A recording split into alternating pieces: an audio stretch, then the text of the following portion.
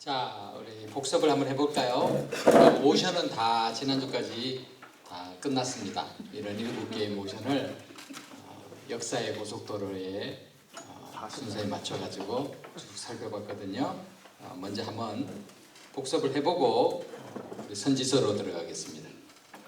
창조부터 해봅시다. 창조, 나라, 홍수, 민족들, 4천년 전 우르, 페르시아만, 네 사람, 데라, 아브람, 사라, 롯, 티그리스, 유프라테스, 하란, 베라의 죽음, 갈릴리 바다, 요단강, 사해, 지중해, 이스라엘, 이스마엘, 이삭, 에서, 야곱, 요셉, 애굽, 유대인, 애굽, 출애굽기입니다. 400년 속박, 모세, 내 백성을 보내라. 안 돼. 열제한, 유월절, 홍해, 시내산, 율법, 성막, 레위인과 제사장, 오제사, 7절기, 민수기, 인구조사, 가데스 바네아, 12 정탐꾼, 방황, 죽음, 모압, 모세, 두 번째 율법, 죽음, 여호수아입니다. 여호수아, 요단강, 여리고, 분할, 정복, 남북, 분할, 정착, 12지파, 사사기, 사사, 400년, 드보라, 기돈, 삼손, 각기 자기 소견에 옳은 대로 행하였더라. 오직 룻과 사무엘 외에는 통일왕국, 통일왕국 120년, 사울 무심, 다윗 전심, 솔로몬 반심, 분열왕국 400년. 어떻게 분열됐어요? 남북 유다 이스라엘 28명. 선지자와 선지자가 이렇게 떠들어드립니다. 입으로. 자, 그리고 뭐라고 떠듭니까? 회개하라 아니하면 쫓겨나리라. 아수르, 이스라엘. 지금 이스라엘은 북이스라엘 말하는 거예요. 북왕국 이스라엘. 이스라엘 어떻게 했습니까? 흩트. 그리고 저기 바벨론은 유다 어떻게 했어요? 역사를 잡아서 고로 70년. 자, 70년 뒤에 어떻게 되죠? 그 다음에 바사. 유다를 귀환. 그리고 누가 귀환했습니까? 스룹바벨이 와서 성전을 세웠죠. 그 다음 저기 계속 남아있던 에스더는 원래 왕후. 그리고 두 번째로 온 사람이 에스라 와서 뭐랬죠? 백성 하나님 백성의 마음. 그렇죠. 그 다음에 느헤미야 성경. 그리고 400년 됐죠. 400년 침묵 그리스도. 네. 그래도 이번 이 학기에 우리 참여하신 분들은 예습 공부를 열심히 복습을 하신 것 같아요. 따라오는 거 보면은 그냥 무턱대고 따라오는 사람이 있는가 하면은 그래도 본인이 노력해가지고 기억해내는 분들이 있는 것 있어서 감사합니다. 자, 선지서는 이사야부터 말라기까지 내용이죠.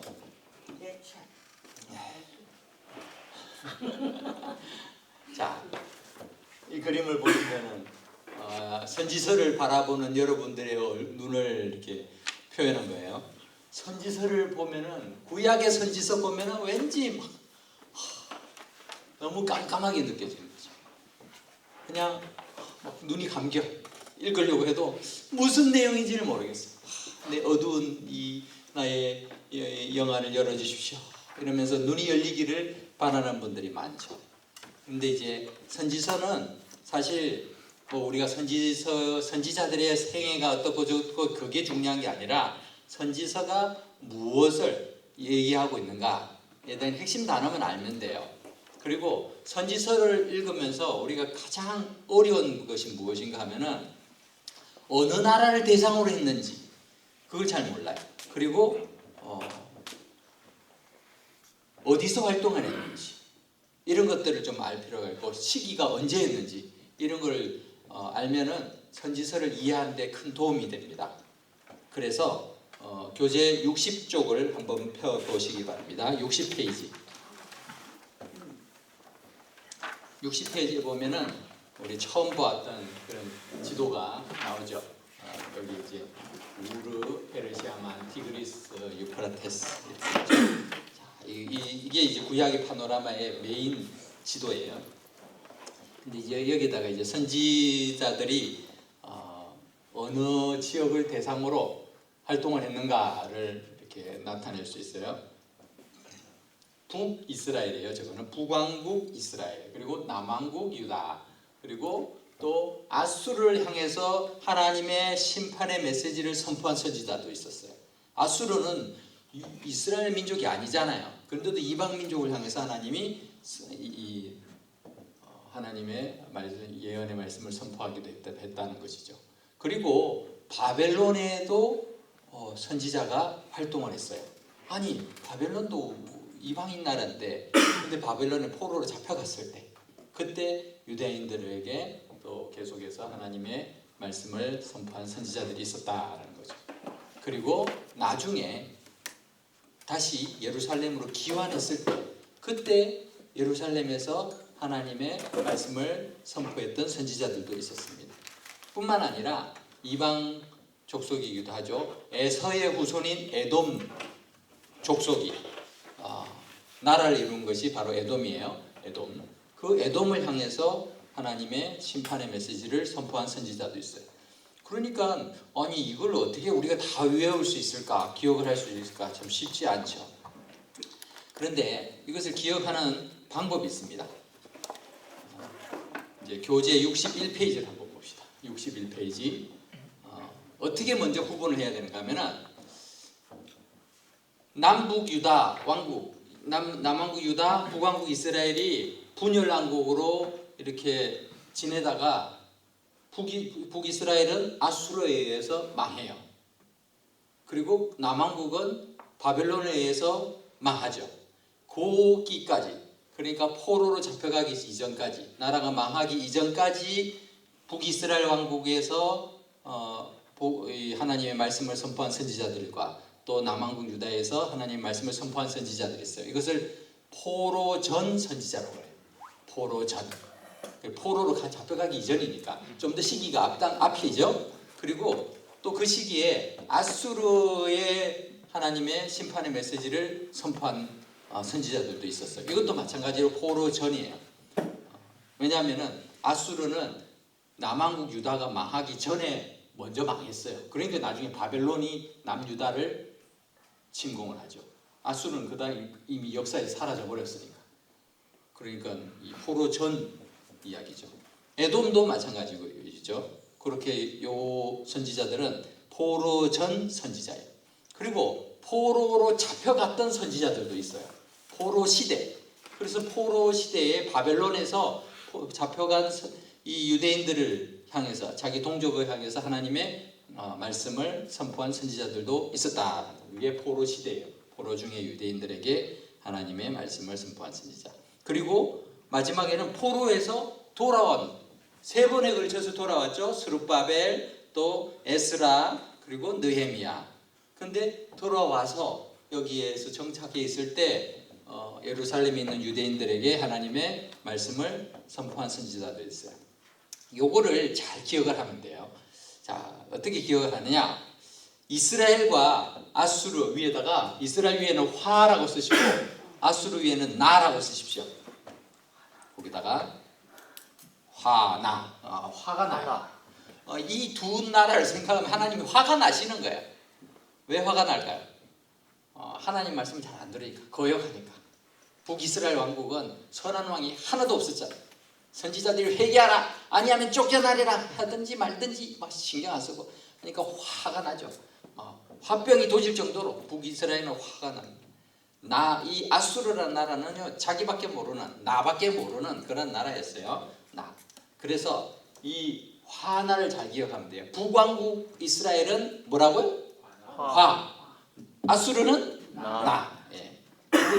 이게 키워드예요. 근데 화를 글자를 둘로 분리를 하면은 호와 아가 됩니다.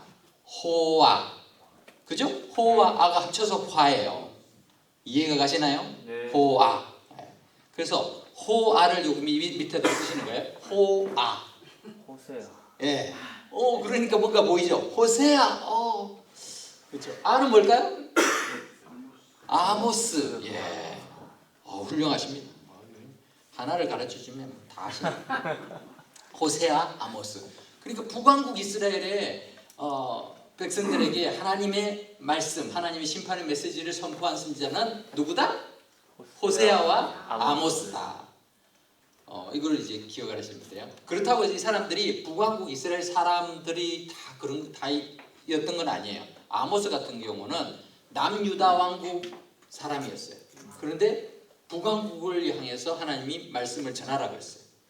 그리고 우리가 기억해야 될 거는 선지자가 어디 출신이야 이건 놔두고 어디를 향해서 하나님의 메시지를 선포했느냐를 기억하시면 되는 거예요.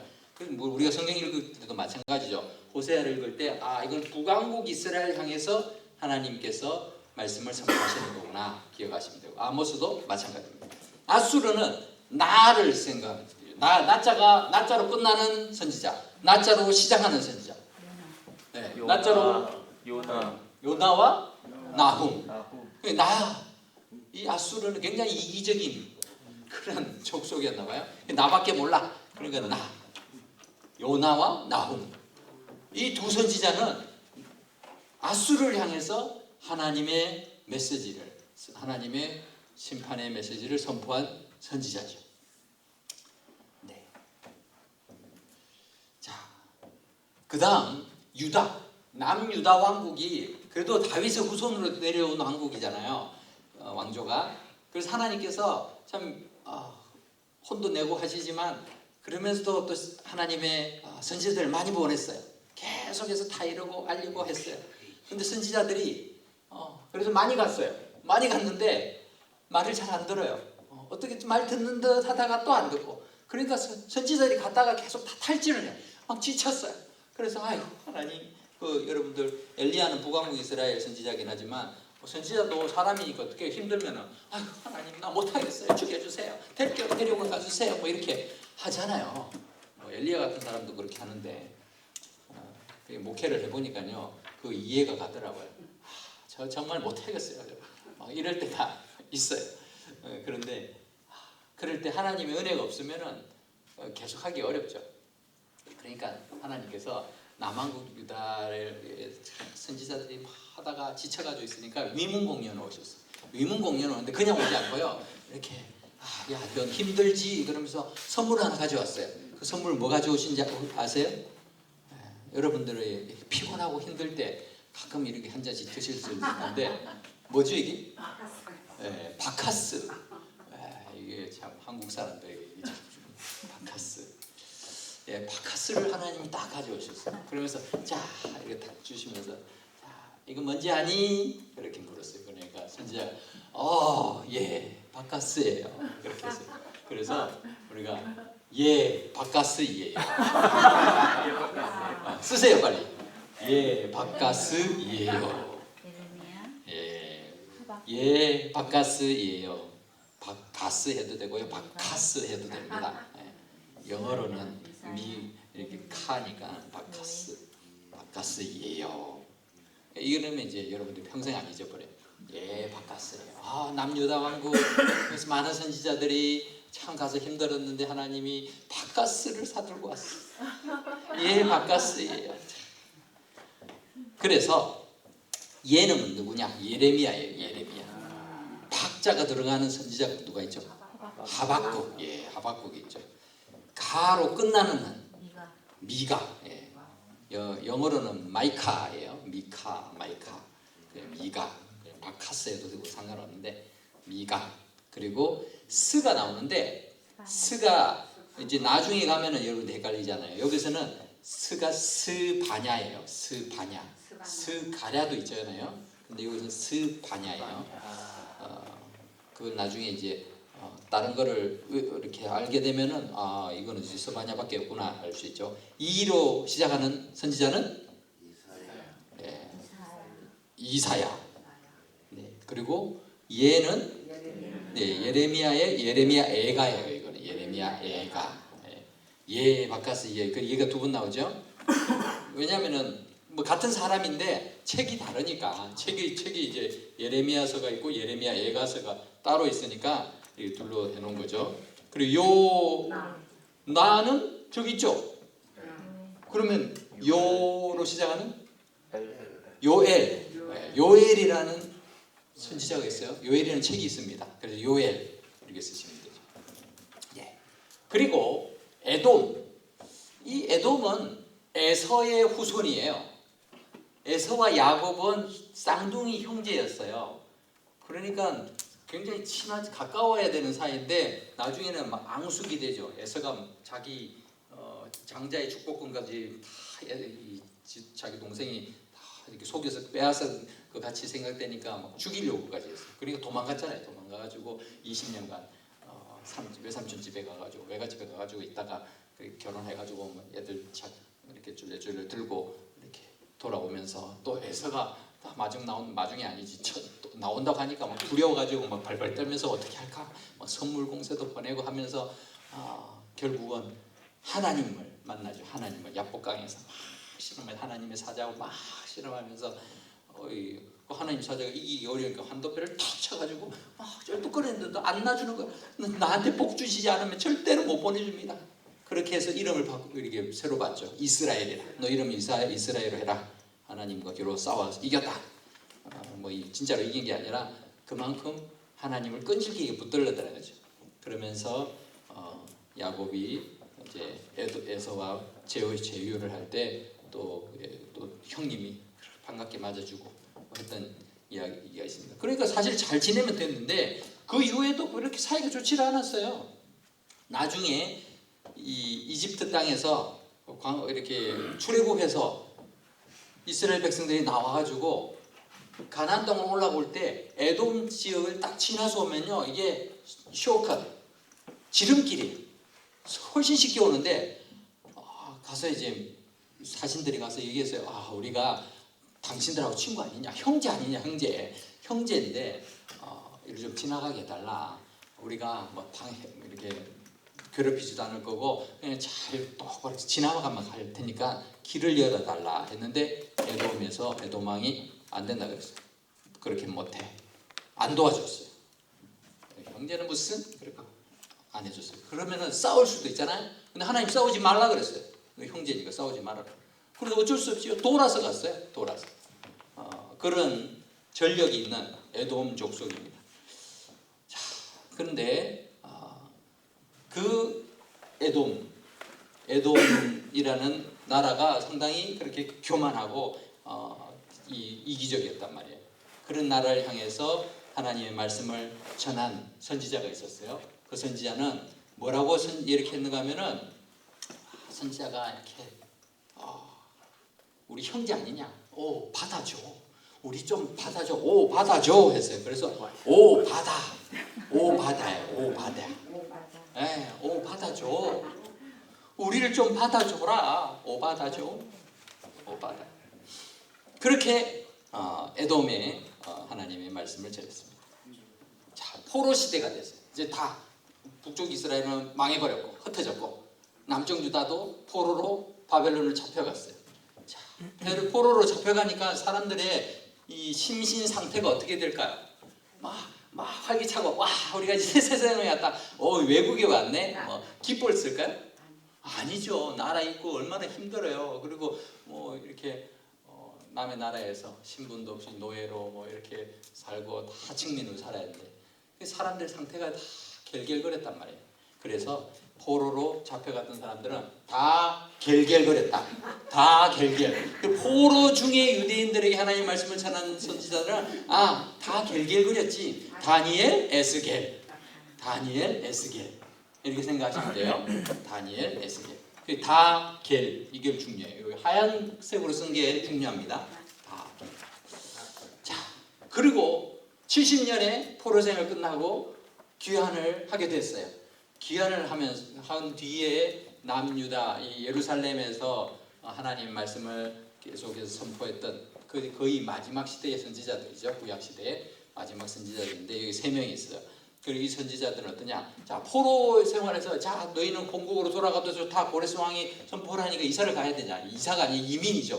다 이제 막 싸가지고 가야 되는데 그 짐을 가지고 가는 게 사실 쉬운 일이 아니죠. 선택을 해야 돼요. 이거 가져가는데 뭘 가져가지? 뭐 가구를 가져갈까? 뭐 이런 것도 생각하지만 가축도 있어요. 가축, 그죠? 가축이 또 그 당시에 중요했단 말이에요.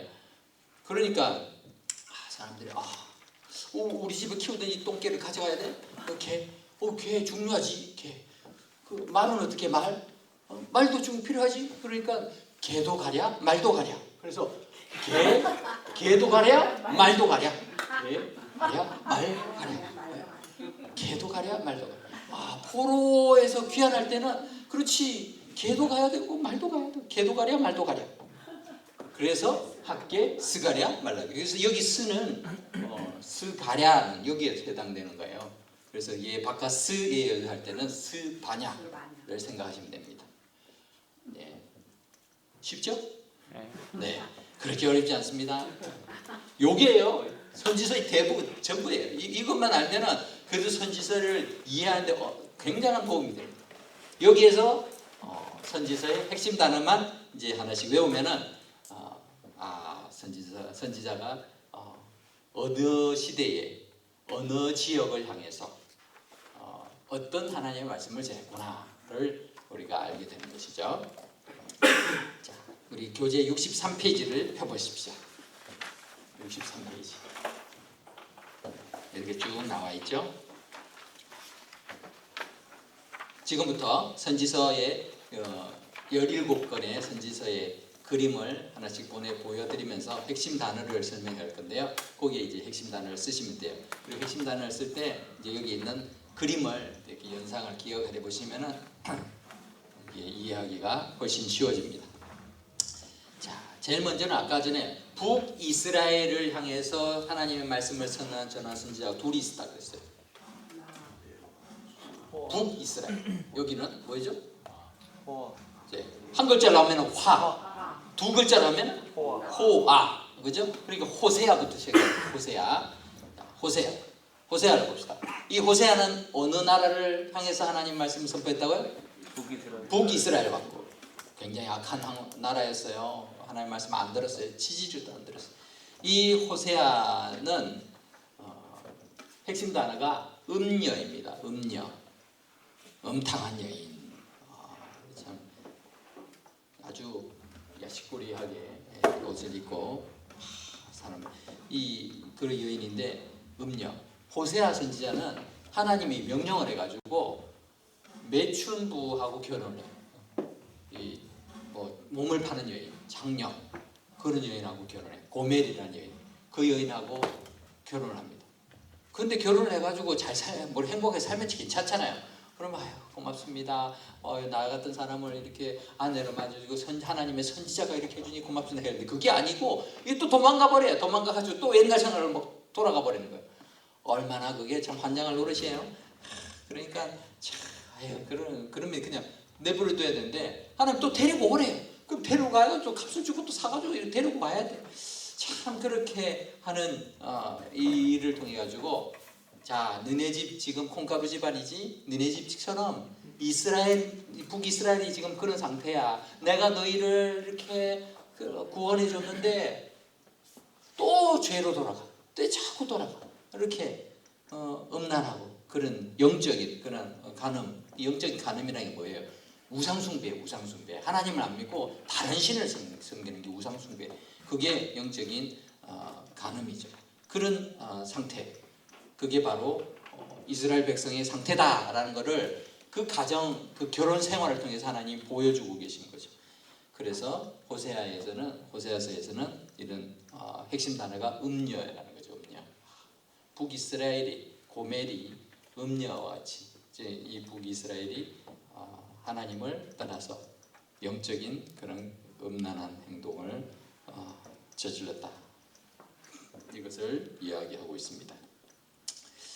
자, 그리고 호, 아, 화, 그죠? 화. 그리고 아가 있죠.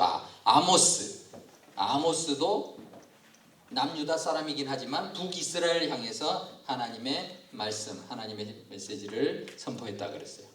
자, 아모스에는 여러분들이 이렇게 이 줄을 가지고 있어요. 이 줄. 저게 뭔지 혹시 아는 분 계세요? 이거 보신 적 있는 분? 추? 한국에서 옛날에는 이 블록이나 벽돌로 벽을 쌓을 때 그냥 이렇게 막 그냥 쌓지 않아요. 그 앞에 항상 줄을 딱 꽂아놓고 쌓아요. 왜 그럴까요? 똑바로 서야 돼. 안 그러면요, 아무리 사람이 눈이 정확한 것 같아도요, 쌓다 보면 이게 자꾸 기울어져. 그래서 이걸 다림줄이라고 그래요. 다림줄로 딱 이렇게 한쪽 벽에다가 꽂아놓고 그 줄에 맞춰가지고 벽을 쌓아 올립니다. 요즘에는 다 뭐 기계로 하니까 이런 걸 거의 볼 수가 없는데 예전에는 다 있었어요. 제가 어릴 때도 그런 걸 많이 봤거든요. 다림줄. 하나님께서 다림줄을 딱 들고 이렇게 탁 측량을 재보시는 거죠. 이스라엘 백성들의 신앙을 측정을 하는 거예요. 자, 이게 얘네들이 신앙생활 상태가 똑바른가 아닌가. 그러니까 똑바르지가 않죠. 이거 심판 받아야 되겠네. 뭐 그냥 위로부터 아래까지 다 썩어 있는 거예요. 북이스라엘 왕국이 빵적. 뭐 선지자든 제사장이든 뭐 이렇게 다 썩은 거예요. 마치 지금으로 따지면 뭐 교회도 썩고 나라도 썩고 뭐 정치가도 썩고 뭐 경제인도 썩고 다 부패 그런 상황이었어요. 근데요, 놀라운 거는 이 당시가 북이스라엘 왕국이 가장 잘 살 때였어요. 여로보암 2세, 북이스라엘의 초대 왕이 여로보암이거든요. 나중에 또 여로보암이 나요. 그래서 우리가 성경에는 그냥 여로보암은 나오지만 우리가 외우기 쉽게 열왕기 목록가에는 여로보암 1세, 나중에 여로보암 2세, 두 번째 또 나오니까 그렇게 적었거든요. 이 여로보암 2세 때는 나라가 꽤 잘 살았어요. 그리고 부국 강병 그런 상황이니까 뭐 다른 나라에서 침범해 오는 것도 없고 잘 살아요. 그러면 잘 된 거 아니에요? 하나님의 복을 받는다라고 생각하는 그게 아니죠. 사람들이 잘 사니까 더 부정하고 더 음란하고 부패하더라는 거예요. 그렇게 타락하는 모습들, 물질주의, 불의를 증가시키는 그러한 모습들로 있었습니다. 그러다 보니까요, 그렇게 잘 살던 시기가 30년 뒤에 그냥 나라가 그냥 망해버려요. 그렇게 잘 살다가 30년 뒤에 하나님께서 딱 재보시면서 너네는 지금 잘 살고 있다고 생각하지? 아니야, 지금 틀렸어. 지금 무너지기 직전이야 라고 알려주고 계신 거죠. 그게 아모스입니다. 아모스는 여러분들이 생각할 때마다 다림줄을 기억하시기 바랍니다. 다림줄. 하나님께서 이렇게 아모스를 불러서 불법과 불의에 대한 것을 이렇게 알려주시고 나중에 심판하신다라는 내용이 나옵니다. 자, 그 다음 여기 화 했었고 그 다음에 이 아수르를 향해서 하나님 말씀을 선포했는데 이 아수르의 우리 한 글자로 뭐라 그랬죠? 선지자를? 나. 그죠? 나. 그러니까 처음에 요나가 있었죠? 요나를 생각하면은 우리가 이게 큰 물고기를 생각할 수 있어요. 큰 물고기. 요나 생각하면 고래 아니에요. 고래 아니고 그냥 큰 물고기예요. 어떤 물고기인지 우린 잘 몰라요. 고래는 아니거든. 과학자들이 생각할 때도 큰 물고기, 하나님이 준비한 큰 물고기. 자, 큰 물고기. 뭐 요나의 이야기는 여러분들이 다 잘 알고 있죠. 거기에서는 하나님께서 이 뭐 큰 물고기라고 표현했지만 요나의 내용에서는 모든 인간을 향하신 그 하나님의 보편적인 사랑과 관심을 소개해주는 내용이 담겨 있죠. 우리가 생각할 때는 하나님 이스라엘만 사랑할 것 같은데 아수르의 이 수도인 니느웨 성에 있는 그 사람들까지도 사랑하시더라는 거예요. 그러니까 요나가 그게 시기나고 질투나고 화가 나가지고 아니 그 나쁜 족속은 그냥 망하는 게 좋은 거지 뭘 거기에 가가지고 또 회개하라고 저한테 보내십니까 하면서 그거 딴지 걸고 안 가려고 아수르가 아니라 다시스로 가는 엉뚱한 지중해 배 타고 도망가다가 물고기 밥 되었잖아요. 물고기 밥은 안 됐지만 다시 토해내가지고 세컨 찬스를 받아가지고 니느웨에 갔는데 니느웨에 갔어도요 이 요나는 하나님 말씀을 선포하긴 선포하지만 저 민족이 망해버렸으면 좋겠다 이 생각이 강했어요. 니느웨가 우리한테 한 게 얼마나 혹독하고 심한데 저 아수르 족속이 얼마나 호전적이고 얼마나 나쁜 족속인데 저거 망해야 돼. 40일이 지나면 이 나라가 이 성이 멸망할 거다. 막 선포하고 떠들고 다녔어요. 듣든지 안 듣든지 나는 할 말 다 했어. 근데 사람들이 듣는 거예요. 왕으로부터 명령을 해가지고 전부 다 제 옷을 입어라. 옷을 다 입고 베옷을 입고 재를 뿌리면서 회개를 하기 시작하는 거예요. 그러든지 말든지 40일 지나면 망해야 돼. 그 망하는 걸 보려고 요나는 높은 언덕에 올라가서 어떻게 합니까? 이렇게 울타리 치고 거기서 지켜보고 있죠. 이제 망하는 거 보자. 그런데 망하지 않죠. 하나님께서 그 기다리고 있는 요나를 위해서 실물 교육을 주는데 하루 만에 잘 자라는 그 뭐죠? 넝쿨 같은 거. 이게 쭉 박넝쿨이 올라가가지고 그 땡볕이거든요. 해가 쨍쨍 비치니까 굉장히 뜨거운데 박넝쿨이 그 그늘을 만들어지니까 너무 좋은 거야. 자, 다 가는데 그 다음 날 돼가지고 벌레가 줄기를 딱 갉아먹으니까 그냥 팍 시들어 버렸어. 그러니까 막 화가 나가지고 하나님한테 불평하지. 아니 하나님 내가 조금 이거 그늘에서 이렇게 좀 쉬려고 하는데 그거를 그렇게 벌레를 이렇게 보내가지고 이렇게 나를 괴롭히냐고. 그러니까 네가 그거 박넝쿨 때문에 성내는 게 옳은 거냐? 그럼요. 그게 뭐 대단한 거. 그거 하나 주시는 게 뭐 그렇게 어렵다고 저한테 그러십니까? 그런데 하나님이 너는 그 박넝쿨 네가 물 준 것도 아니고 씨를 뿌린 것도 아닌데 그 박넝쿨 하나도 그렇게 아꼈는데 여기에 지금 좌우를 분별하지 못하는 니느웨 백성이 10만 명 있는데 이 백성들이 내게는 소중하지 않겠냐? 어찌 그 사람들을 아끼지 않을 수 있겠느냐? 이렇게 말씀을 하시죠. 그러면서 그래 하나님의 사랑이 참 한 영혼 한 영혼을 정말 귀하게 여기시는구나라는 것을 우리에게 보여주는 내용이죠. 요나서의 개관입니다. 요나. 하나님이 그렇게 가르쳐 주십니다. 자, 그리고 또 나가 둘이 있었는데 요나와 나훔이 있었죠. 요나가 활동한 이후에 그렇게 반짝 회개를 했지만 그 사람들이 계속해서 그렇게 개과천선해서 잘 사는 게 아니라 나중에 가서는 또 돌아가는 거예요. 이게 참 인간의 죄성이라는 게 무서워요. 참 무섭습니다. 참 신앙의 가정에서 자라고 해도요, 그 믿음의 그 유산을 이렇게 자녀들에게 전수하는 게 참 쉽지 않아요. 부모가 기도 많이 하고 참 하나님 은혜가 필요하죠. 그렇게 해도 참 쉽지 않은 것을 보는데 뭐 이렇게 이민족이 이렇게 바뀌는 게 참 어렵죠. 그래서 한 100년쯤 지나가지고 또 이 니느웨 이 아수르가 또 예전으로 다시 돌아갑니다. 그래서 하나님의 내성에 관심이 없어지고 악을 행하고 이러니까 나훔 선지자를 하나님 보내셨어요. 나훔 선지자를 보내가지고 뭐라고 선포했는가 하면은 너희들이 회개하지 않으면 홍수로 심판을 받을 것이다 라고 했어요. 그러니까 아수르 사람들이 다 웃었어요. 니느웨 사람들이 말도 안 됐다. 우리 성이 얼마나 튼튼한 줄 알아요. 여기 홍수 날 일이 없어요. 역사적으로 홍수 난 적이 없어. 우리가 이렇게 성이 높은 지역에 있고 홍수가 날 일이 없다는 거예요. 난공불락에 뭐 평균 그 성벽의 높이가 30m였다고 해요. 그리고 뭐 폭도 넓고 넓이가 한 15m 돼가지고 마차가 그 위를 뭐 3대가 같이 지나갈 수 있을 만큼 그런 아주 튼튼한 성이었어요. 이 성을 이렇게 공격하기도 어렵고 정복하기는 더 어려웠어요. 그런데 홍수로 망한다? 이건 말도 안 되죠. 그런데 역사적으로 중요한 일이 발생을 합니다. 어떤 일이 발생을 한가면은 바벨론, 이 아수르가 누구에게 망했는가 하면 바벨론에게 망해요.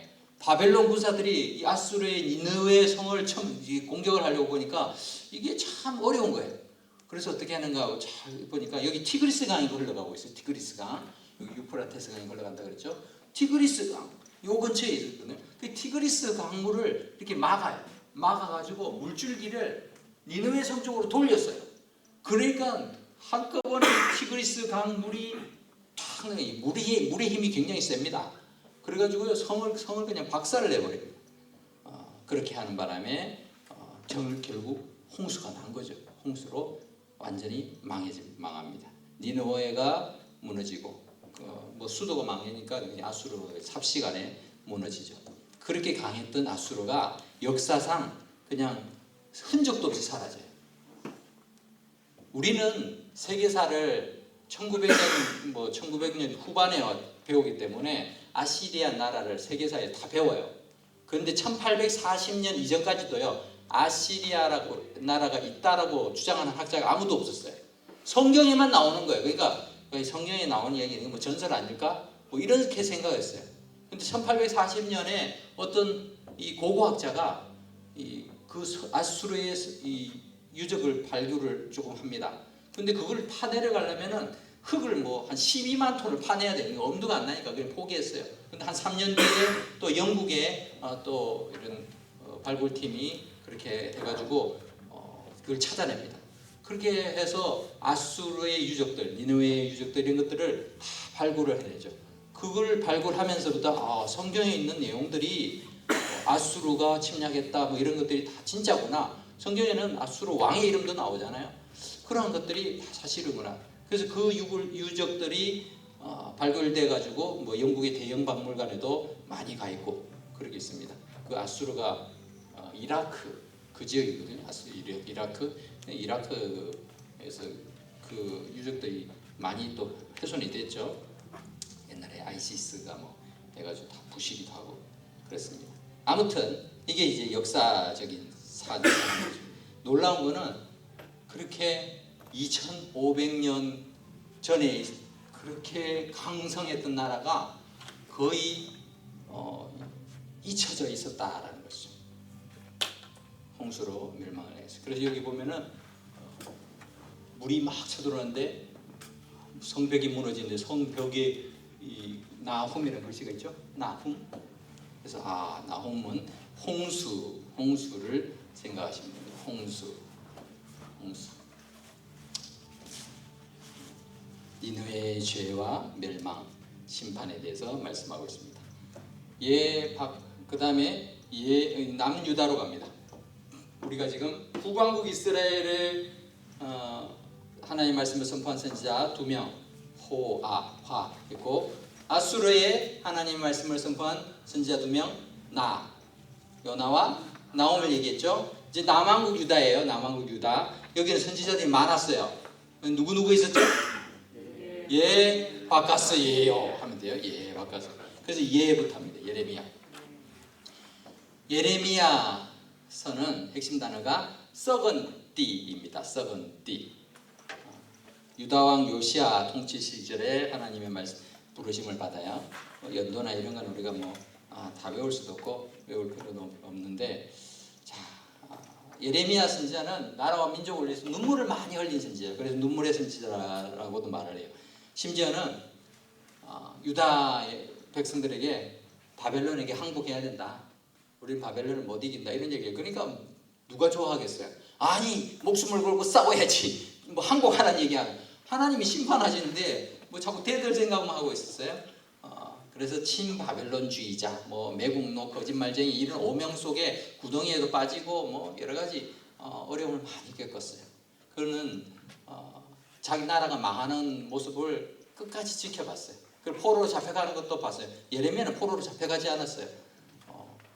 오히려 이 바벨론의 군사령관이 예레미야를 대우를 해줬어요. 당신 바벨론 같이 갈래? 여기 있어요. 난 여기 남겠습니다. 부착해 남았어요. 그렇게 남아서 유다가 멸망하는 모습을 보면서 있죠. 자, 하나님이 예레미야에게 많은 환상을 보여줍니다. 그래서 예레미야서에 그런 환상들이 많은데 썩은 띠의 환상이라는 게 있어요. 이 띠는 여러분들 여기 띠가 있죠. 요 배에 이 띠를 하는 거. 이 띠를 이렇게 잘 메고 이렇게 하나님 앞에 예배드리고 이렇게 하거든요.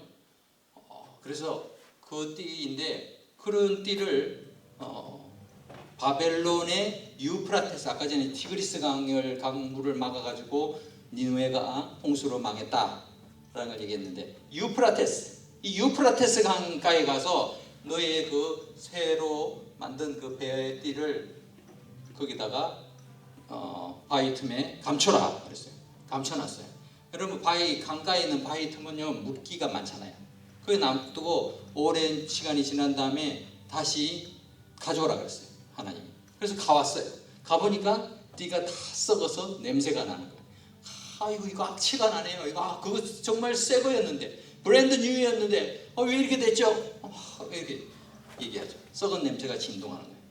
이 썩어서 냄새나는 띠가 바로 부패한 남유다 왕국을 상징한다라는 하나님이 보여주세요. 왜 그런데 유프라테스 강가에다가 묻으라 했느냐? 그거는 이제 바벨론으로 이제 포로로 잡혀갈 거다. 이제 그 포로로 잡혀가는 길이거든요. 그 길을 중간에 이렇게 해서 예언하고 있는 거죠.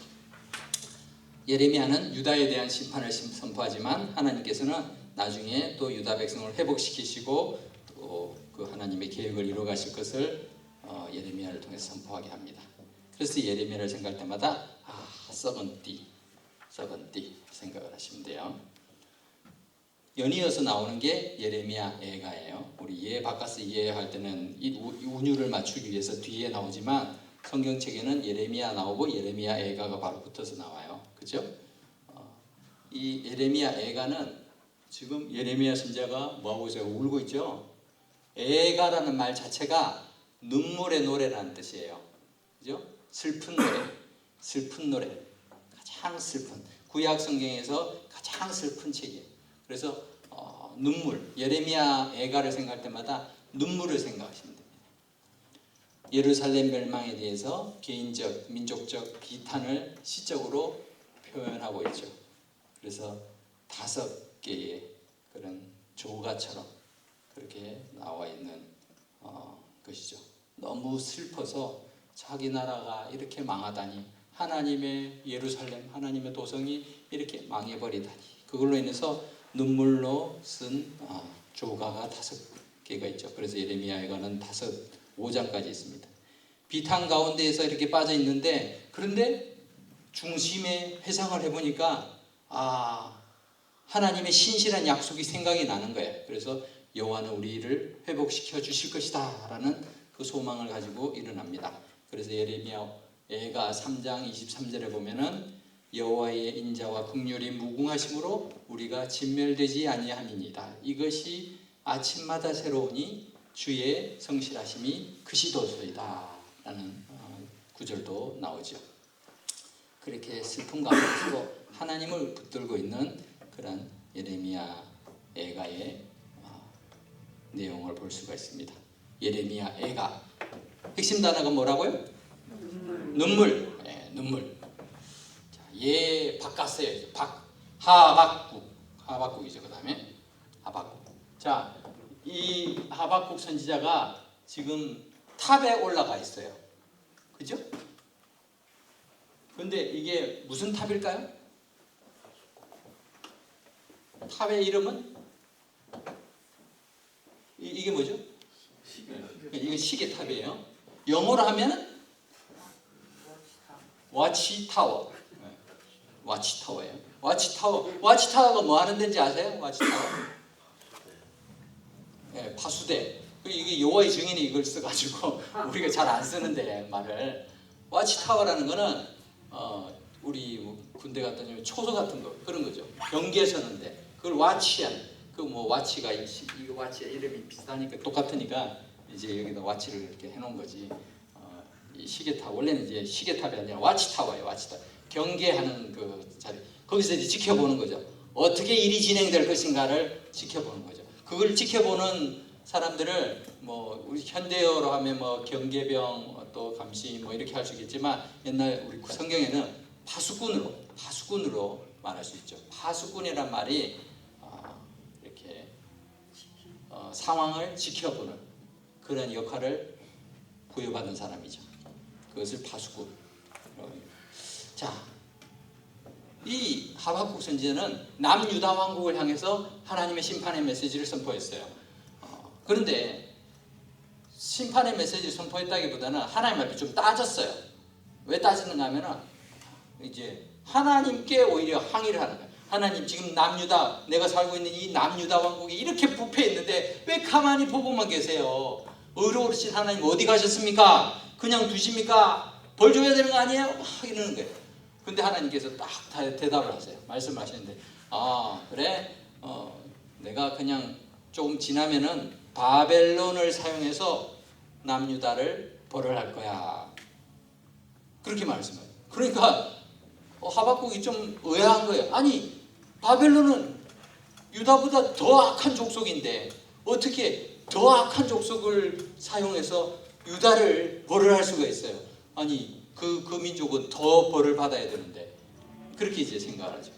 그러니까 하나님께서 뭐라고 말씀하시는가 하면은, 맞다, 바벨론도 죄로 물든 나라 맞아. 살인하고 부도덕하고 교만하고 타락했지. 그런데 그 모든 죄가 유다에서 지금 동일하게 진행되고 있어. 그렇기 때문에 내가 유다를 멸망시키는데 바벨론을 사용하지만 바벨론도 나중에 심판할 거야. 하나님의 때가 있고 하나님의 주권이 있는 거죠. 하나님의 공의, 하나님의 심판이 더딜지라도 반드시 응할 것이다 라고 말씀하고 있어요. 그래서 이 하박국에서는 하나님의 공의에 대해서 계속해서 질문을 하죠. 질문을 하고 하나님이 그것에 대해서 대답을 하시죠. 그것을 통해서 이렇게 악이 득세하는 상황이지만 하나님께서는 오직 의인은 믿음으로 말미암아 살 것이다. 이제 이 말씀이 하박국서에 나와요. 그것이 이제 로마서에도 이제 나오죠.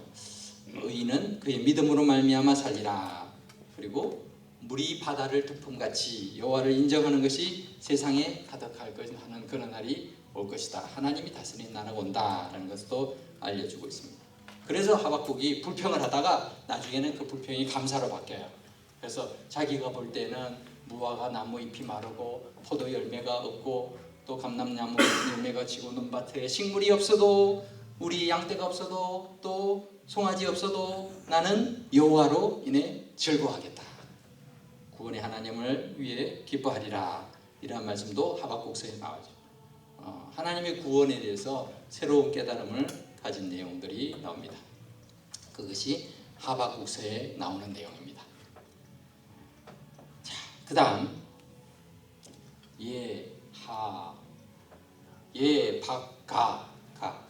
바카스예요. 그런데 가는 뭐라고 했죠? 가로 끝나는 건 스가랴는 개도 가랴 말도 가랴 거기고 미가입니다. 미가 선지자. 자, 미가서는 핵심 단어가 심판의 날이에요. 심판의 날. 사회적으로 불의가 만연했던 그런 시기였고 왕들은 잔혹하게 폭력을 행사를 많이 했고 부패를 일삼았습니다. 뭐 재판관도 뇌물에 눈이 멀었고요. 여러 가지 부정부패가 많았던 그런 시기였어요. 나라 전체가 이렇게 썩어 있는데 그럴 때 하나님이 미가에게 주신 메시지는 심판이 되겠어요. 심판의 날이 다가온다.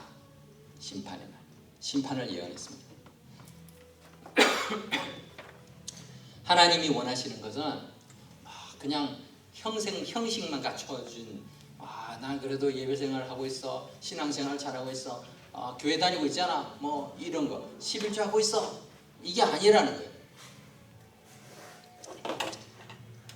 미가서 6장 6절에서 8절에 보면 우리가 잘 아는 말씀이 나오죠.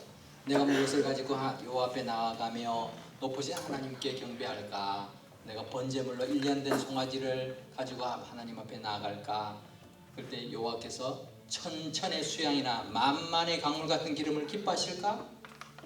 내 허물을 위하여 내 맏아들을, 심지어 맏아들을 드린다고 해서 하나님 기뻐하실까? 그게 아니라는 거죠.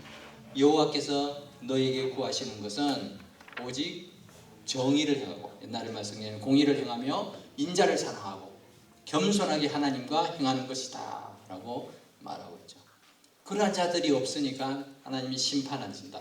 그래서 이 심판대, 이 판사가 딱 재판하고 달력이잖아요. 심판의 날이 다가오고 있다는 것을 알려주고 있습니다. 미가는 이사야서에 축소판 것 같아요. 그래서 같은 시기에 활동했어요. 미가랑 이사야는 같은 시기에 활동을 했어요. 그리고 또 그러다 보니까 메시아에 대한 얘기도 같이 나오죠. 그리고 미가는 좀 도덕적이고 사회적인 문제를 강조를 많이 했습니다. 이사야는 열방과 정치적인 측면을 많이 강조를 했고요. 미가는 심판의 날입니다. 죄와 심판. 그럼에도 소망이 있다. 그 다음 스가랴 아니고 스바냐입니다. 스바냐의 핵심 단어는 여호와의 날입니다. 여호와의 날. 따라해 봅시다. 여호와의 날. 구약 성경에도 아주 중요한 주제예요. 여호와의 날이라는 게. 여호와의 날은 좋은 날일까요? 나쁜 날일까요? 이게 두 가지로 나눠져요. 왜냐하면은 하나님 백성들에게는 좋은 거예요. 하나님이 다스리시는 그 날, 여호와의 심판의 날 정말 기뻐하고 기다리는데, 죄인들, 악한 사람들에게는 그 날이 심판의 날이죠. 멸망의 날이고, 그죠? 그래서 여호와의 날이라 하면 심판의 날을 구약 성경에서 계속 말하고 있어요.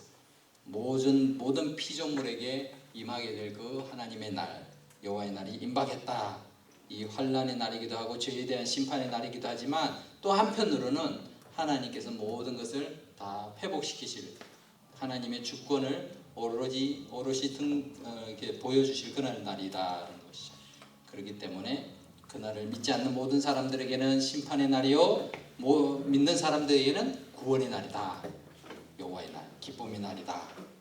그것을 얘기하고 있죠.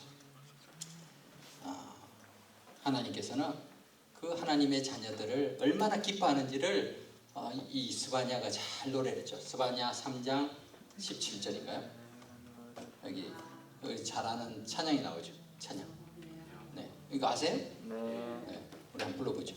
너의 하나님 여호와가 너의 가운데 계시니 그는 구원을 베푸실 전능자시라.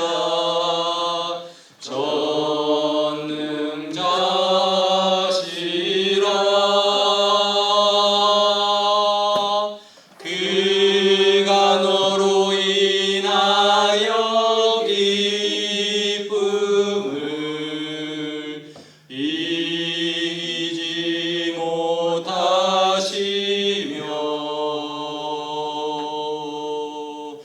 너를 잠잠히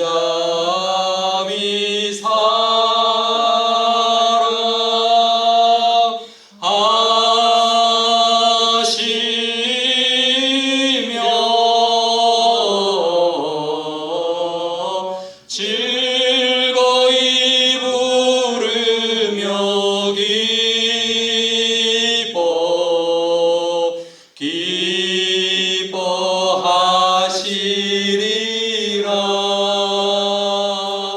아멘. 하나님이 우리를 이렇게 대하시고 사랑하신다는 게 얼마나 감사한지 몰라요. 그래서 여호와의 날은 우리에게서는 참 그 구원의 하나님을 만나는 날, 우리 모두가 또 사모해야 되는 그런 날이 되어야 될 줄 압니다. 그런 여호와의 날을 선포한 것이 스바냐입니다. 스바냐. 그리고 예 바카스 이사야입니다. 이사야라는 말의 이름의 뜻은 여호와는 구원이시다 라는 뜻을 가지고 있는데요. 아까 미가 선지자와 동시대의 인물이라고 했죠. 이사야서의 핵심 단어는 고통과 영광이에요. 어떻게 이게 반대되는 거잖아요. 고통이 있고 영광, 이게 반대잖아요. 근데 두 가지가 같이 나타나고 있어요. 이사야서는 성경이 상당히 길죠. 그죠? 이사야서가 몇 장까지 있는지 혹시 아세요?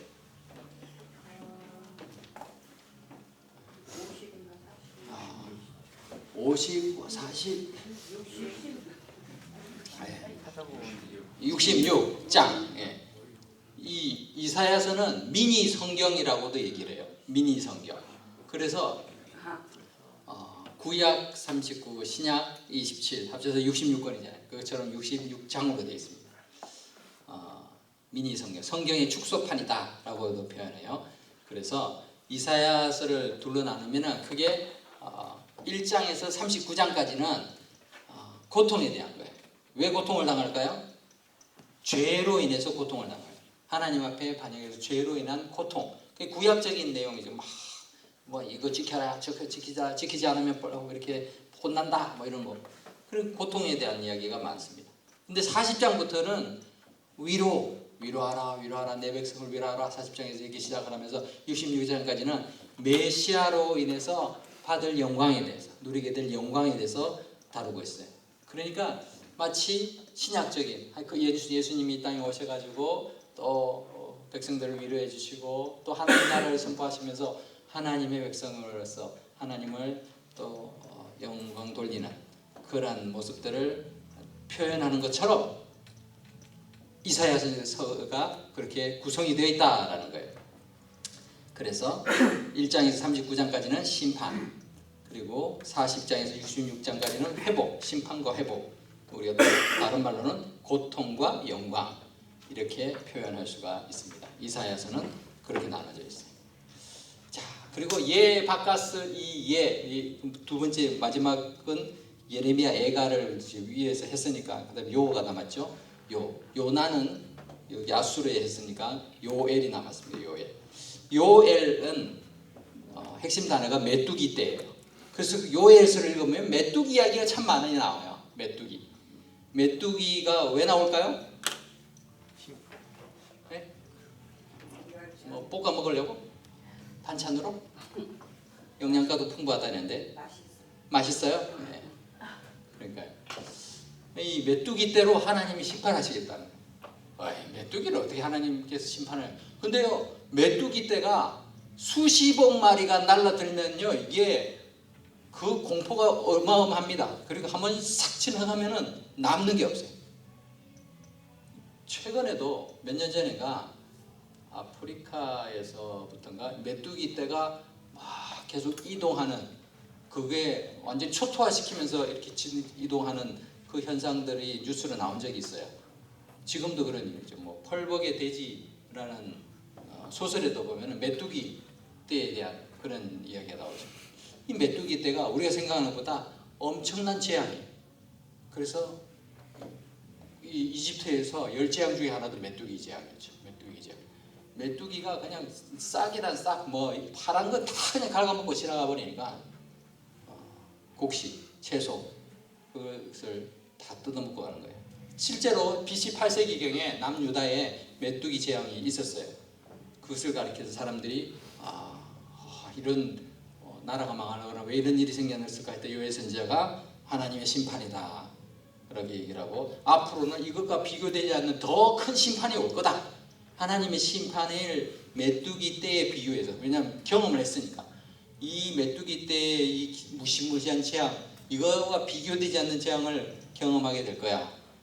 그렇게 하면서 심지어는 메뚜기 종류도 여러 가지, 4가지를 말을 해요. 뭐 팥중이, 메뚜기, 느치, 황충, 뭐 이렇게 팥중이가 남긴 것을 메뚜기가 먹고, 메뚜기가 남긴 것을 느치가 먹고, 느치가 남긴 것을 황충이 먹어도다, 뭐 이렇게 그렇게 언급하면서 임박할 심판이 있으니까 회개하라.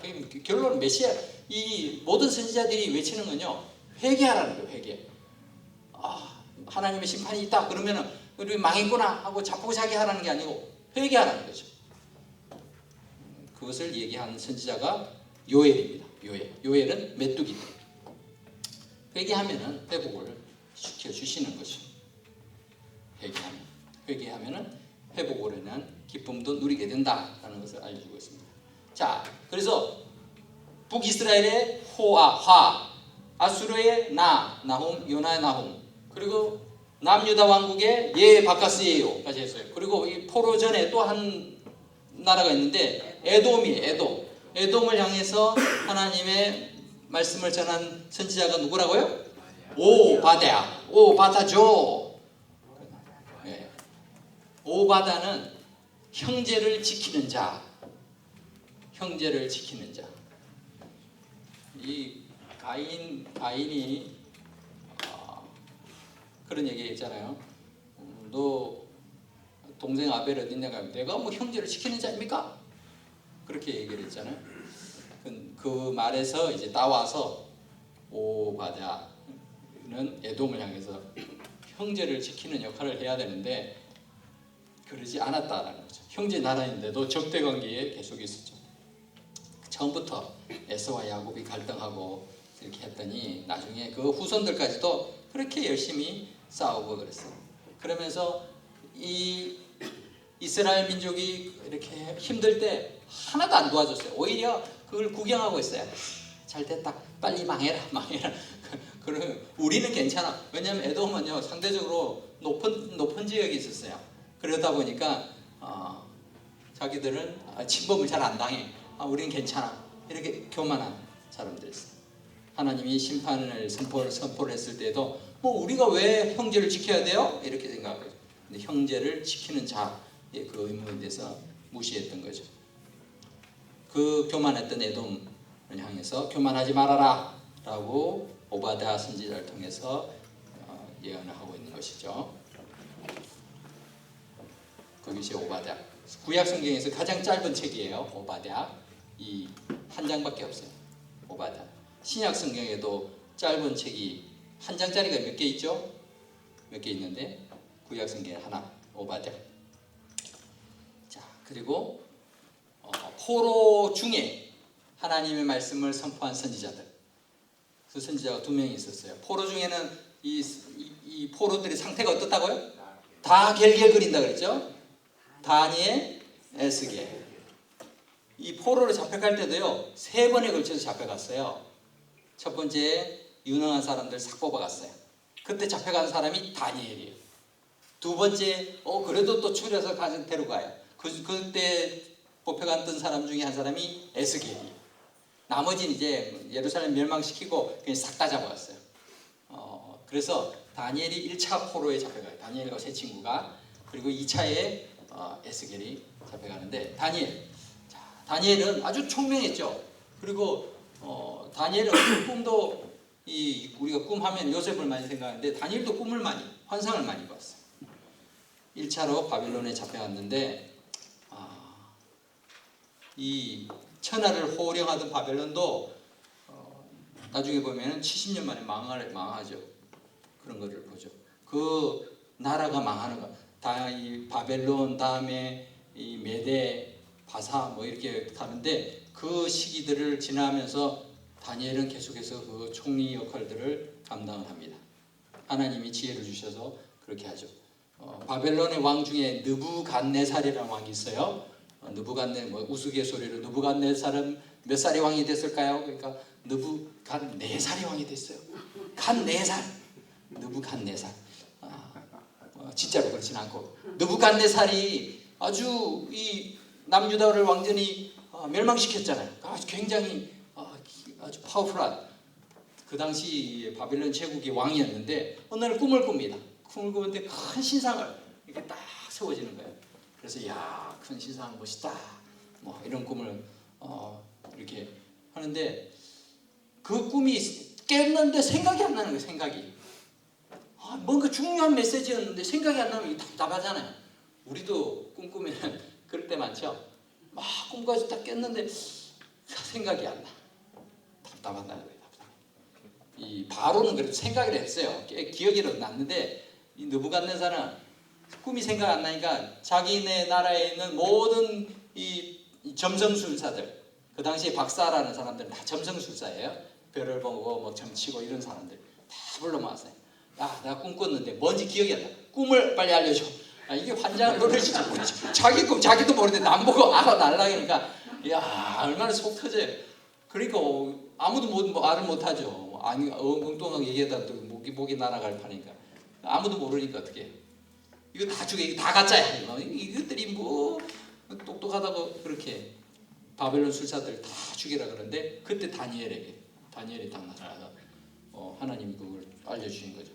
왕이 꿈꾸면 이렇습니다 하고 알려주니까 이제 오 맞거든요. 근데 그 신상이래요. 다른 술사보다 10배 이상 지혜와 총명이 충만했던 다니엘이 그 꿈과 내용 해석을 왕 앞에 알려주는 바람에 그 바벨론에 있는 많은 술사들이 목숨을 잃지 않게 되죠. 신상의 머리는 금이고 또 가슴과 팔은 은이요 배와 넓적다리는 또 이 뭐죠 동이고 종아리는 철이고 뭐 발은 진흙이고 뭐 이렇게 되어 있는데 이건 다 앞으로 일어날 나라들 강대국을 의미합니다.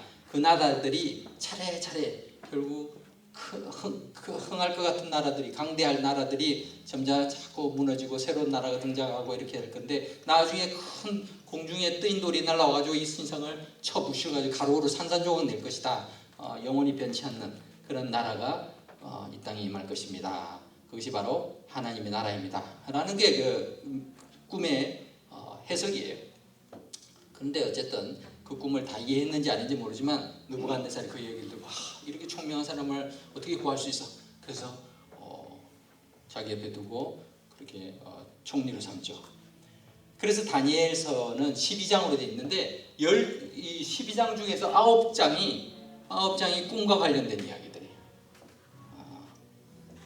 그래서 뭐 어디죠?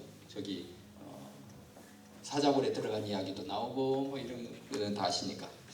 자, 다니엘의 그런 예언들이 쭉 나오고 있습니다. 다니엘을 생각할 때마다 꿈이 그냥 뭐 헛꿈, 개꿈 이런 게 아니라 하나님이 하나님의 나라를 세워가신다. 심지어는 이방 나라에서도 하나님의 나라는 여전히 진행 중이다라는 걸 보여주고 있는 거예요. 그러니까 포로 중에 있는 유대인들에게도 소망이 생기는 거죠. 여호와의 나라, 하나님의 나라, 그 나라 영원히 변하지 않는 그 메시아의 나라를 또 소망하게 되니까요. 다겔겔, 다니엘, 다음이 이제 겔겔, 에스겔입니다. 에스겔. 자, 에스겔 하면은 생각나는 게 우리 마른 뼈. 에스겔 37장에 보면 마른 뼈 환상 골짜기가 나와요. 환상 골짜기에서 마른 뼈들이 쫙 다 있는데 그런 이야기가 나오죠.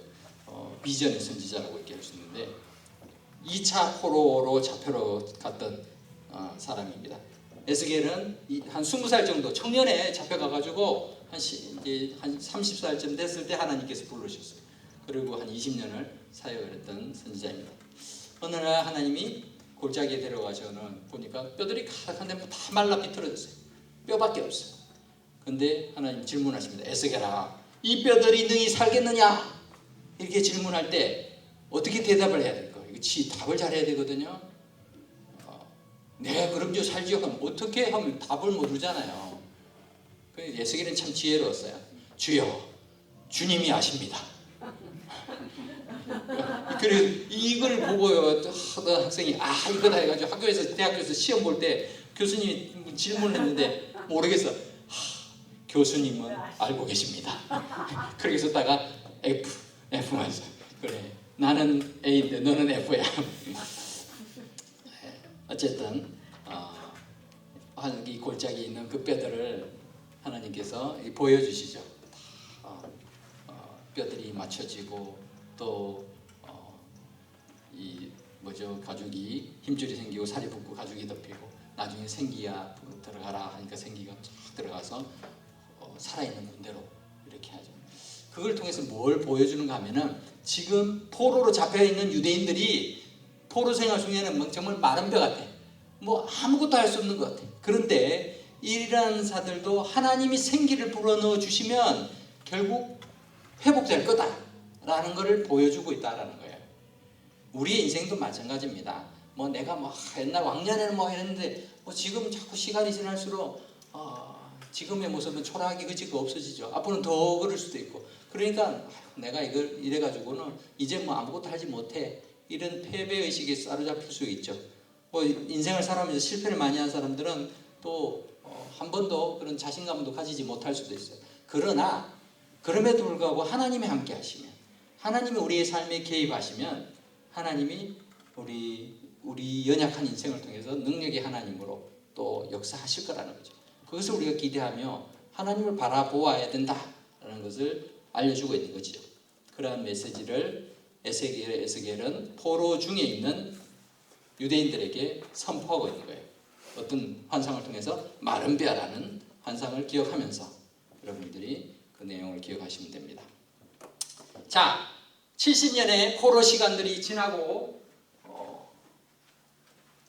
바사 시대, 페르시아 왕 고레스가 명령을 내려서 유대인들이 본국으로 귀환할 수 있게 되었어요. 자, 귀환할 때는 어떻게 해야 돼요? 개도 가랴 말도 가랴. 예, 학개, 스가랴, 말라기. 우리 성경 제일 마지막에 있는 세 명의 선지자들은 귀환한 다음에 예루살렘에서 있던 백성들을 향해서 하나님의 말씀을 전포한 선지자들이죠. 그래서 학개는 학개는요 사람 이름이에요. 학과 개가 아닙니다. 학개. 학개. 경상 사람들은 할게, 내가 할게를 학개 이렇게 말을 해요. 학개. 학개는 성전이에요. 성전. 더 구체적으로 말하면 성전 건축에 해당되는 건데요. 스룹바벨이 와서 뭘 했다 그랬죠? 성전을 세웠어요. 성전을 몇 년간 세운지 아세요? 제가 얘기를 했었나요? 20년간 성전을 완공하는데 20년 걸렸어요. 성전을 너무 거창하게 지어서 20년이 걸린 게 아니고요. 좀 짓다가 말았어요. 자꾸 뭐 옆에서 괴롭히고 방해하고 뭐 이러고 자기들 삶도 바꾸고 하니까 에이 그만두고 15년을 그냥 방치해뒀어요. 하다가 한 2, 3년 하다가 그냥 방치해뒀고 말았어요. 그러니까 학개 선지자가 나타나가지고는 지금 뭐 하고 있는 거야? 왜 성전 아니고 우리 집도 짓고 뭐 우리도 살아야죠. 뭐 어떻게 하나님 성전만 그렇게 짓고 있어요? 뭐 이렇게 사람들마다 뭐 핑계댈 게 많잖아요. 너희가 참 게으르고 나태하다 책망을 합니다. 회개하라고 합니다. 그러면서 직설적으로 메시지를 선포하죠. 너희가 성전을 통해서 큰 복을 받을 것인데 이렇게 내버려 두고 방치하고 있느냐? 즉각 회개하고 하나님 성전 빨리 지어라 라고 말하면서 성전이 잘 완공될 수 있도록 건축을 재개하도록 만듭니다. 그래서 학개서 1장 7절 8절을 보면 너희는 산에 올라가서 나무를 가져다가 성전을 건축해라. 그리하면 내가 그것으로 말미암아 기뻐하고 또 영광을 얻으리라. 여호와가 말하였노라 라고 외치면서 성전 건축을 하라고 하죠. 그 외침 덕분에 성전이 완공이 돼요. 20년 만에. 그래서 성전 건축을 20년 동안 한 건 아니고 하다가 중간에 막 멈췄으니까 그렇죠. 멈추니까 하라고. 누가 할래? 그러니까 사람들이 뭐라 그래요? 뭐라 그랬어요? 내가 할게. 그래서 할게. 성전 건축 내가 할게. 할게. 성전 건축, 성전 재건의 임무를 이야기하고 있는 책이다. 스가랴, 개도 가랴, 말도 가랴. 항상 이걸 잘 기억하셔야 돼요. 개 가랴, 말. 그래서 학개, 스가랴, 말라기는 이 포로 이후의 선지자들이다. 스가랴, 가랴도 마찬가지죠.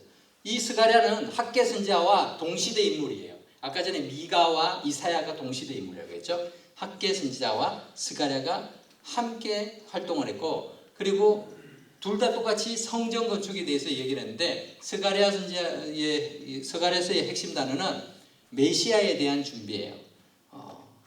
왜 성전을 건축해야 되느냐? 이 성전을 통해서 우리가 하나님이 보내실 그 메시아를 우리가 기다릴 수 있기 때문이다. 이게 말하고 있는 거죠.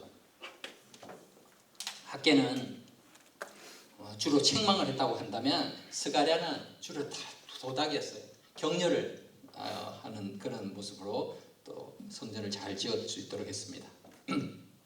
스가랴 이름이 여호와께서 기억하신다라는 뜻을 가지고 있는데 자신의 이름에 걸맞는 메시지를 선포하고 있어요. 메시아가 다시 오실 것이다. 메시아가 오실 것이다.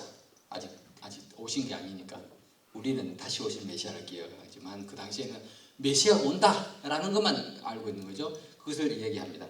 이 성전은 메시아가 임할 성전이야. 우리가 왜 성전이 필요해? 그냥 우리끼리 그냥 예배드리고 제사드리고 이걸로 끝나는 게 아니라 메시아가 오실 것이기 때문에 이 성전을 통해서 또 메시아의 영광을 우리가 보게 될 것이니까 성전을 통해 우리는 엄청난 복을 받을 거예요. 성전이 결국 메시아예요. 그래서 예수님이 이 성전을 헐라 그렇게 얘기하잖아요.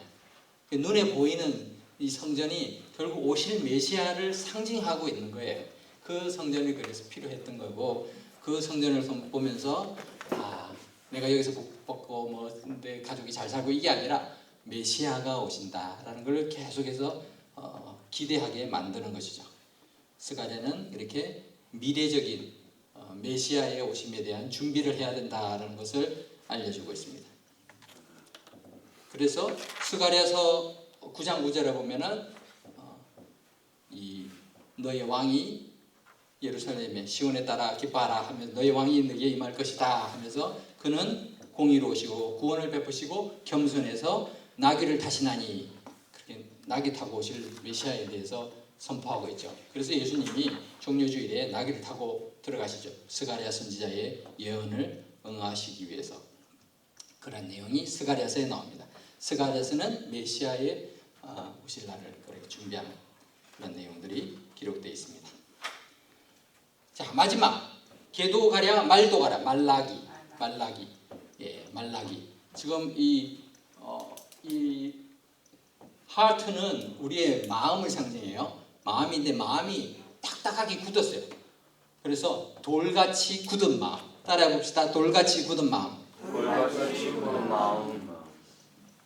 마지막 이 구약 성경의 부분인 말라기서에서 하나님의 메시지가 마무리가 되는데요. 핵심 단어가 돌같이 굳은 마음입니다. 돌같이 굳은 백성의 마음을 깨뜨리라고 호소하는 거예요. 너희들 마음이 이렇게 딱딱하게 정말 돌처럼 굳어 있구나. 그거 깨뜨리지 않으면 안 돼 라고 말을 해요. 우리가 어떤 사람을 사랑하면요, 시간도 물질도 아무것도 아깝지 않아요. 막 다 퍼주고 싶어요. 그죠? 마음이 부들부들해. 그런데 마음이 딱딱해지는 순간들이 있어요. 미워하고 싫어하고 그러면 관심도 없어지고 그러죠. 예루살렘에 있던 백성들이 마땅히 사랑해야 될 하나님을 더 이상 사랑하지 않아요. 관심도 없어. 그러니까 마음이 굳어져 있어요. 하나님에 대해서 감동이 없어요. 예배 제사 드리는 것도 형식적이에요. 제사 드리고 있는데 아무런 반응이 감흥이 없는 게 없는 거예요. 은혜가 없는 거죠. 그리고 죄책감도 없어요. 그러면서 생활 속에서는 혼합적인 그런 모습들이 나타나죠. 그 지역에 옛날부터 있던 그런 종교 혼합주의 이런 것들, 율법을 무시하고 성적으로 문란한 이런 모습들 때문에 말라기 선지자가 너무 화가 났어요. 그래서 강하게 책망하죠. 심지어는 바벨론에서 지금 왔으면은 그거 다 청산해야 되는데 그 문화가 좋다고 그것까지 가져와가지고 거기서 바벨론 문화를 숭배하는 사람들까지 있는 거예요. 이게 말이 돼요? 그렇게 하나님이 보내주셨으면은 빨리 하나님의 백성으로 이 두 번째 기한 때 이 에스라가 백성들을 부흥을 했거든요. 왜냐 했는가 하면은 하나님의 백성으로 세우는 거예요. 백성. 그리고 백성이죠, 백성. 그냥 왜 백성을 했는가 하면은 너희는 이제 더 이상 바벨론 사람, 바사 사람 아니다. 하나님의 백성이다. 그 정체성을 새롭게 부각시켰는데 그걸 자꾸 잊어버리는 거예요. 그래도 그때 그게 좋았던 것 같아. 재밌었어. 그런 걸 자꾸 찾아가고 자꾸 탐닉하는 것. 그러면서 하나님에 대한 관심들을 잊어버리고 하나님을 섬기지 않으니까 하나님과 맺은 언약을 너희가 일방적으로 깨고 있지 않냐. 빨리 돌 같은 마음 깨고 하나님께 돌아오라라고 외치는 내용이 말라기입니다. 말라기. 돌같이 굳은 마음. 그거 깨트려야 된다. 그렇게 하면 여호와의 크고 두려운 날이 이르기 전에 내가 선지자 엘리야를 보낼 것이다 라고 말해요. 여기서 말하는 선지자 엘리야는 신약 시대의 세례 요한에 해당이 되죠. 그리고 말라기 선지자가 선포한 이후에 400년간 침묵이 흐르게 됩니다. 그래서 그 다음에 이제 우리가 400년 침묵의 기간들은 신약의 파노라마에서 공부를 하게 되는 건데요. 자, 이러한 이 선지자들이 외침은 결국 하나님의 사랑, 하나님의 마음을 가르쳐 준 거예요. 뭐 그냥 벌 주기 위해서가 아니라 회개하고 돌이키라라는 것을 알려주기 위해서였죠. 여기까지가 우리가 선지서에 나오는 그런 핵심 단어들을 살펴본 것입니다. 교재 68쪽, 69쪽에 보면은 이 그림이 나와요. 근데 여러분들이 강의를 충실히 잘 따르고 함께 그렇게 하셨으면은 이 그림을 보면 무슨 내용인지 알아요. 그죠? 근데 이거 뭐 책만 가지고는 몰라요. 뭐 무슨 내용인지. 그래서 내가 혹시나 뭐 생각이 안 난다 할 때는 여기를 펴보시고 살펴보시면은 기억이 날 것입니다. 그리고 아유 이제 구약의 파노라마 드디어 끝났네 하고 탁 덮어서 꽂아놓지 마시고, 제가 늘 말씀드리지만 하루에 한 번씩을 하셔야 돼요. 적어도 이달 말까지는 한 번씩 하시고 그 다음부터는 막 이틀에 한 번, 3일에 한 번 이렇게 하더라도 하시면은 이게 오래 기억이 남습니다. 그런데 오늘 멈추면은 이게 다음 주 되면 기억이 안 나요. 아주 묘합니다. 그래서 뭐 모션을 잘 공부를 하시면 좋겠습니다. 뭐 이 교재 안에 제가 생략한 많은 부분들이 포함이 됐어요. 아주 유익한 내용들도 많이 있거든요. 그것들도 차근차근 읽어보시면 되고, 성경 책별로 또 요약된 내용도 있고, 또 우리 모션과 함께 30일 동안 또 이 묵상하는 자료들도 있어요. 모션에 대한 설명도 있고, 그런 부분들도 여러분들이 잘 읽어보시면 좋겠습니다.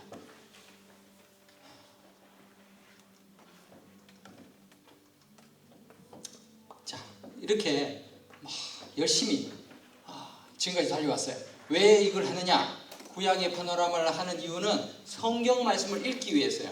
성경 안 읽고 성경을 그냥 대충 알기 위해서 한 게 아니고 성경을 잘 읽기 위해서 지금 한 거거든요.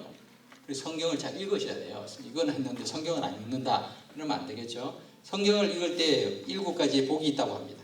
어떤 복일까요? 우리 같이 읽어봅시다. 1. 성경은 나를 죄로부터 떠나도록 도와준다. 2. 성경은 나의 짐을 가볍게 해준다. 3. 성경은 나의 걸음을 인도해 준다. 4. 성경은 나에게 기쁨을 준다. 5. 성경은 나를 지혜로 인도해 준다. 6. 성경은 나에게 평안을 준다. 7. 성경은 나를 하나님께로 돌아가게 해준다. 네, 이렇게 믿습니까? 아멘. 네. 그래서 우리가 성경을 읽는 거예요. 근데 성경을 그냥 막 읽으면은 무슨 내용인지 잘 정리가 안 되니까 이 구약의 파노라마를 통해서 여러분에게 도움을 드리는 거죠. 그래서 모션이 여러분에게 도움이 되고, 또 지리적인 상황들, 지리적인 어떤 분들은 성경은 열심히 읽는데 지리는 하나도 몰라. 그런 분들도 많이 계시거든요. 그래서 이 중간중간에 중요한 지리들이 나오는 거예요. 그리고 선지서 같은 경우도 이렇게 그 활동한 지역, 또 시대, 그리고 메시지 이런 걸 알면은 그 선지서를 우리가 읽는데 그래도 도움이 많이 될 것입니다.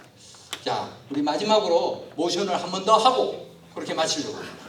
이제 마지막입니다. 이제 더 하고 싶어도 저는 못해요. 그러니까 장엄하게 비장한 마음, 앙종, 타락, 홍수, 민족들, 4,000년 전 우르, 페르시아만, 네 사람, 데라, 아브람, 사라, 롯, 티그리스, 유브라테스, 하란, 데라의 죽음, 갈릴리 바다, 요단강, 사해, 지중해, 이스라엘, 이스마엘, 이삭,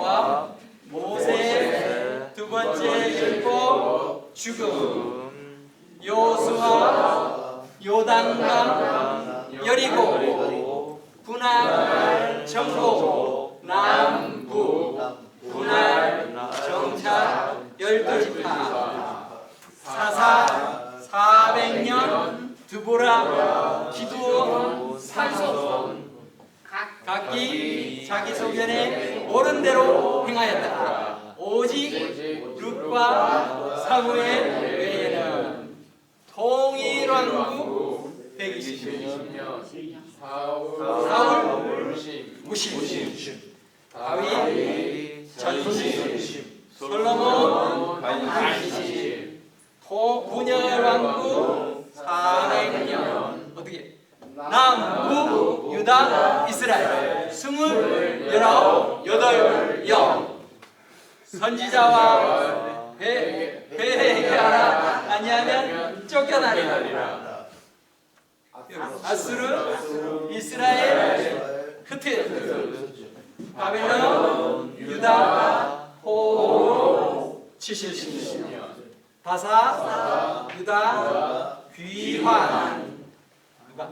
스룹바벨, 그래서 성전, 에스더, 왕후, 또죠? 에스라, 백성, 느헤미야, 성벽, 400년 침묵, 그리스도.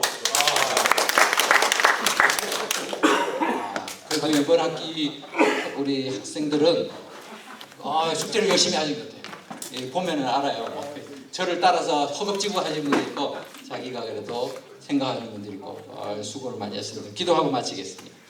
고마우신 하나님 은혜를 감사합니다.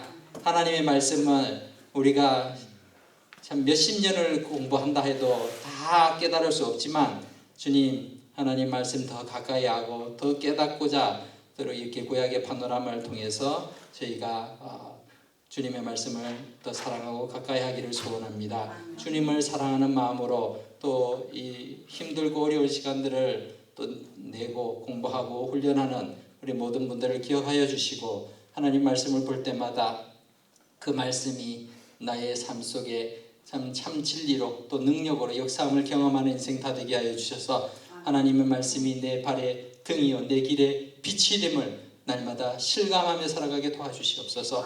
주님을 바라보고 정말 우리가 잘못 나가고 잘못 판단할 때마다 하나님의 말씀이 깨달아지게 하시고 기억나게 하여 주셔서 날마다 말씀 안에 가는 그런 복을 누릴 수 있도록 도와주시옵소서. 수고한 모든 자들에게 함께 하시고 또 남은 가정들도 주님의 은혜 가운데서 잘 마침으로 하나님의 나라와 교회를 위해서 귀하게 쓰임받는 인생 되게 도와주시옵소서. 감사드리며 예수님 이름으로 기도합니다. 아멘. 감사합니다.